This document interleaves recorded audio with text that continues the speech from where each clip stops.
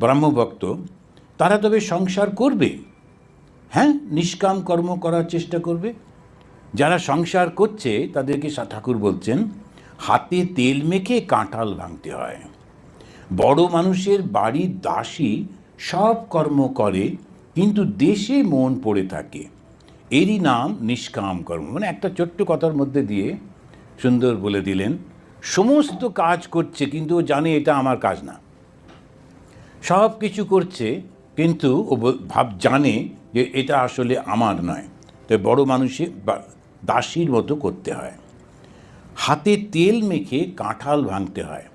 যারা কাঁঠাল ভেঙেছে, জ্যাকফ্রুট, ওরা যখন ওইটা ভাঙে একটা জুস বেরোয় এবং সেটা এত স্টিকি, আগে থেকে যদি আমরা হাতে তেল বা কোনো লুব্রিকেশন না লাগাই তো খুব অসুবিধে একদম। তো সেই কারণে যখন সংসার করতে হবে আগে থেকেই বুঝে নিতে হবে যে এইটা হচ্ছে এই রকম, সংসারটা এরকমভাবেই চলবে। তো এই সেই আমাদের ওখানেতে নরোত্তম নগরে ছিলাম, তখন একটি এই যেমন স্বামী এসছে, নতুন স্বামীকে নিয়ে ওই মেয়েটি এলো, ওর মা বাবা। এখন সকালবেলায় ওরা খুব ওদের দুঃখ, আমি চা খেতে ডেকেছি, তো দেখছি যে ওই জামাই নেই। এখন কোথায় গেল, মানে ওইটাই তো আমাদের দুঃখ মহারাজ, ও সকালে উঠে বুট টুট পরে জঙ্গলে চলে গেছে একা একা। তাই বললাম হ্যাঁ, তো জঙ্গলটা একটু ডেঞ্জারাস, কারণ হাতি টাতি থাকে, ইত্যাদি সাপ থাকে। তখন আমি বললাম ও আচ্ছা। তখন বলছে এই তো দেখুন না মহারাজ, আমার মেয়ের এই। আমি বললাম ও কী করে?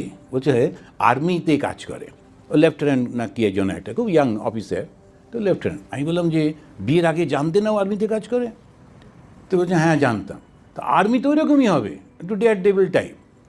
ওরা কি ওই গুডু হবে নাকি? ওরা তো ওরকমই টাইপের, জঙ্গল টঙ্গল দেখলে কি আছে না আছে চলে যাবে ভেতরে দেখতে। ওরা প্রচণ্ড সাহসী হয়, শক্তিশালী হয়, ওরমই তো আর্মি হবে।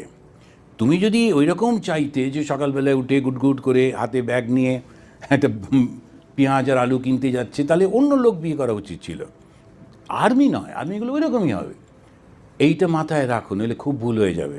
সারা জীবন মনে হবে ওর স্বামী বাড়িতে থাকে, আমার স্বামী কেন থাকে না, ওরকম না, আমার স্বামী এরকমই। তা না হলে এইটা হচ্ছে প্রথম ডিসিশনটা নেবার আগে ঠিক করে নিতে হয়, তারপরে ওইভাবে জীবন চলতে হয়।